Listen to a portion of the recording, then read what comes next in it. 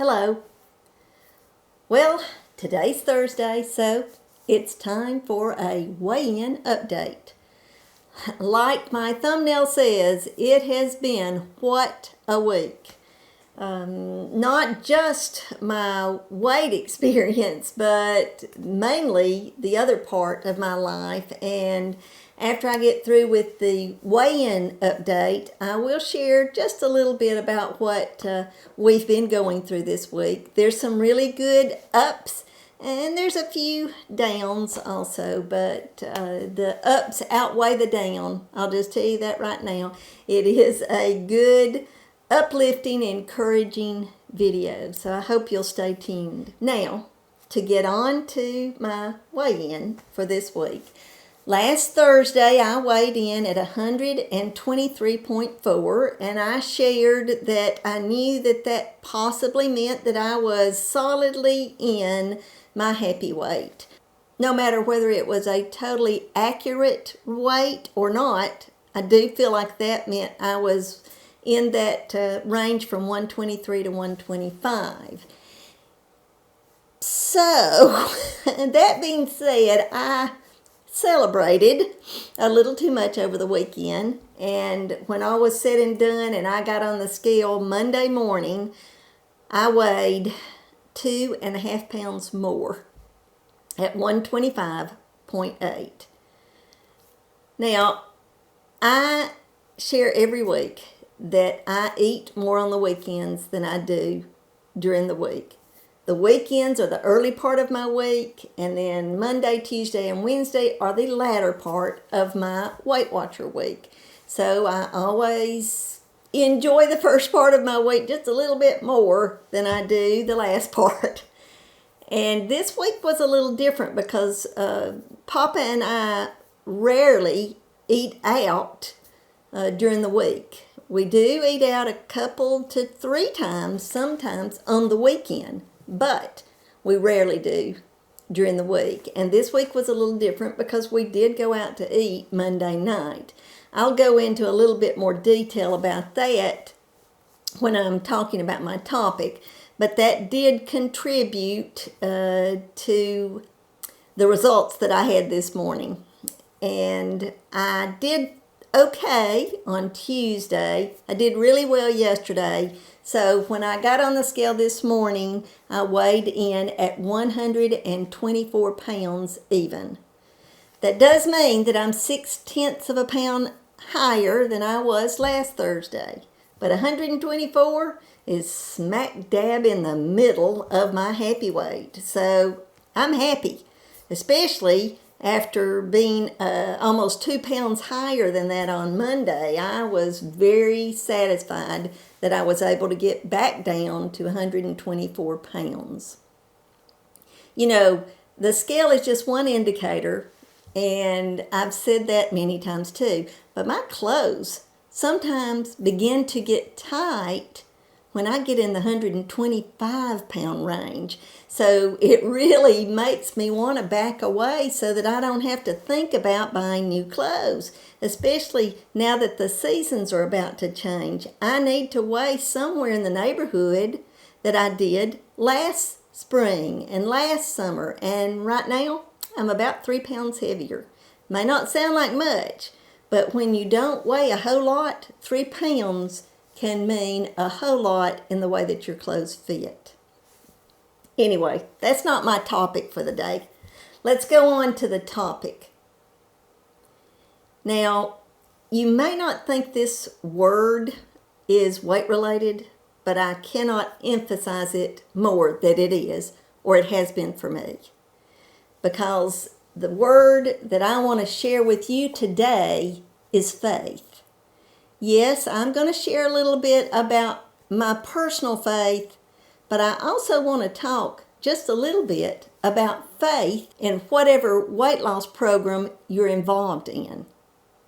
You see, if you don't have faith in the program that you're doing, you're not going to have long-term weight loss. You may have short-term weight loss, but you won't have long-term weight loss. How do I know that? Because it's happened to me more than once. I was 58 years old when I finally joined Weight Watchers and have spent the last 8 to 9 years being in a healthy weight range. So before I was 58, I cannot tell you how many fad diets I went on. And there were a few that were not totally fad diets, but as soon as I got off of them, as soon as I went back to just a little bit more of a normal intake of food, I would gain the weight back, plus extra. Back in the 80s, I had some true success on the Atkins diet. I was on it for about 3 months, and I lost a little over 30 pounds. I was very happy with it, except for one factor. I felt deprived. You see, I'm a big fruit eater. I've always loved fruit, and I like bread too. I can give bread up easier than I can fruit. So after 3 months of not eating any fruit, I caved in and stopped doing the Atkins diet, which is a low-carb diet. And unfortunately, even though I had lost over 30 pounds in those 3 months, the month after I got off of it, I gained every bit of that weight back, plus an extra 5 pounds. I knew that I could be successful with it, and I tried a few more times to do a version of it, but I was never as successful as I was that first time, and the deprivation feeling came back a lot quicker. And so I found out relatively early that it was not in the cards for me to be able to do that long term. I didn't consider it back in 2013 when I was looking for a long-term answer to my weight problem. And here is part of the other part of faith. I began to pray about it, and God led me to Weight Watchers. I know that He did, and the reason I know that He did more than anything is not only did I lose the weight, I lost the majority of the weight that I needed to lose in 9 months. But that's not the big picture of it all. I'm sitting here today at 124 pounds, and it's more than 9 years after I joined Weight Watchers. And so there's something to it. I listened to the leading of God's voice, and 9 years later, I'm still in a healthy weight range. But I've had to have faith not only in God, but in this program I'm on. And I know that a lot of y'all out there, because of all the changes that Weight Watchers is going through, you've lost faith in it. And sometimes I want to just reach through the camera and say, you can still do it. You don't have to go to those meetings. I'm a perfect example of that. Out of all these 9 years, I've only been to one meeting. I was trying to figure out if there was a way I could accomplish lifetime status, and I found out really soon that I was going to have to go to the meetings at least once a month to not have to pay for Weight Watchers. And I knew that I couldn't do that because of mine and Papa's schedule. I determined that, lifetime status was never going to be my goal, realistically. It just couldn't be. But I still had so much faith in Weight Watchers that I've been able to make it work all these years. These last few years, I've had to rely a lot on the people of YouTube, because I don't have the built-in accountability partner like I did when I first lost weight, but I still have all these accountability partners that are out making videos either every day or 2 or 3 times a week, and it helps me so much. Now, I want to go into the other side of the word of faith. This week, we had a couple of things happen that demonstrates the other part of my life, my faith, not in weight loss, but in life. And the first one was Monday, we went out to eat. We celebrated my granddaughter's 22nd birthday. And the reason I say that is a successful faith-based situation, because back in January of 2020, when she was 18 years old, she was involved in a golf cart wreck and fractured her skull. And when I made my way to the emergency room that night, she didn't know who I was. That scared me to my utmost. My core was scared for her because she didn't know who I was. I'm not sure she knew who her mother and father were, but I know she didn't know me, because whenever we're together, she always says my name, Meema, constantly, and she never said it one time that night. And she looked at me like, "Lady, I don't know who you are." And so I was really afraid that my granddaughter would never be the same. But I began to call family, I began to call friends, I began to call my church family, and we all bonded together and prayed and agreed that granddaughter was going to be okay. And when I saw her the very next morning, when I drove 45 minutes away to where she was in the hospital, she knew who I was. One of the first things she said was, "Meema."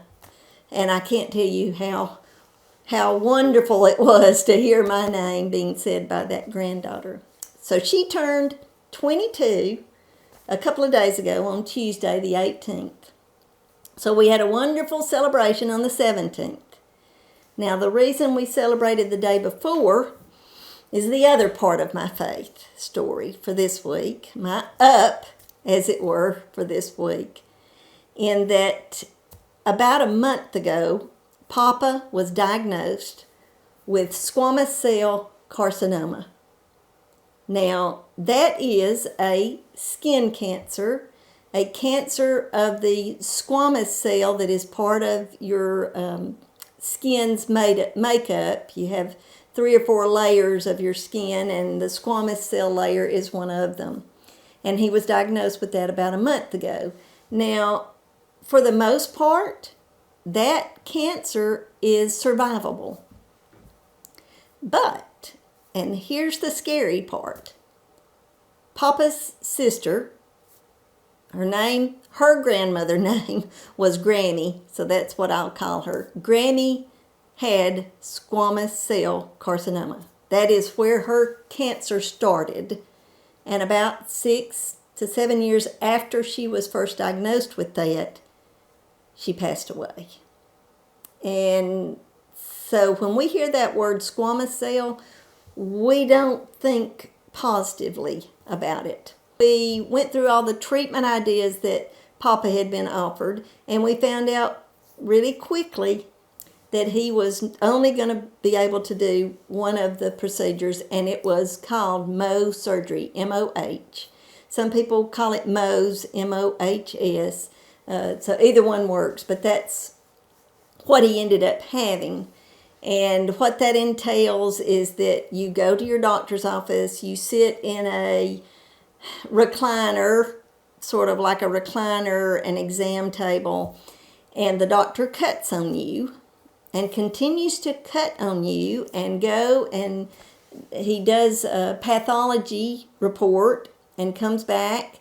And depending on whatever the pathology report says, he cuts on you some more, or he says, "Okay, we got all of the cancer cells out." So, Grammy, her second surgery, she was in that chair for 9.5 hours. I can't remember how many hours she was in at the first surgery, but for 9.5 the second one.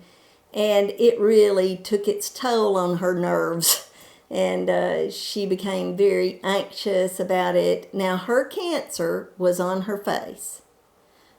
Papa's was not. Papa had one place here on his chest and another one on his arm.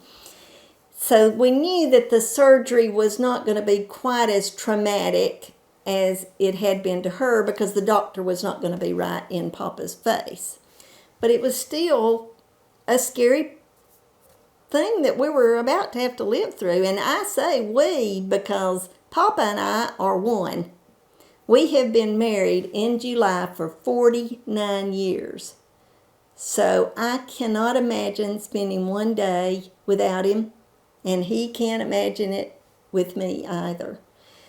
Anyway, so we go to the doctor Tuesday morning at 9:20, and when we finally see the doctor, he puts us at ease so quickly. First of all, he told me that his 8-year-old was learning the Psalms at a Christian school that they attended.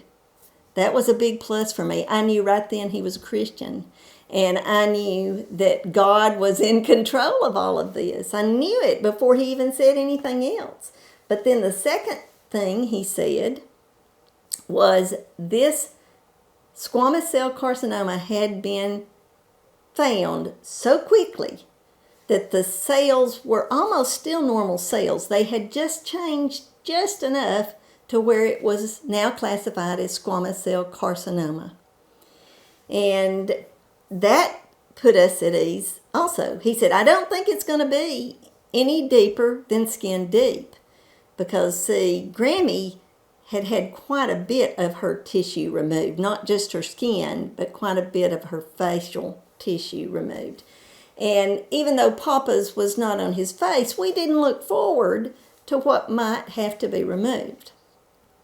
Now, I can't make this story a short story because it's already too long, but I'll finish it as quickly as possible. Within 20 minutes, maybe 30, the doctor was removing the lesions that Papa had. He went back and did the pathology report, which took about 30 minutes. And when he came back in, he said, well, we can sew you up. The bottom part of that sample that we took was cancer cell free. So I cannot tell you what a relief that was for Papa and myself. I mean, I almost stood up right then and started praising the Lord. It was all I could do not to. But God knew how thankful I was, and God was in the middle of all of it. I know he was. Let me explain something. I'm going to go back just a few months. About 8 months ago, Papa started going to this doctor because he had a place on his ear and it needed to be seen about.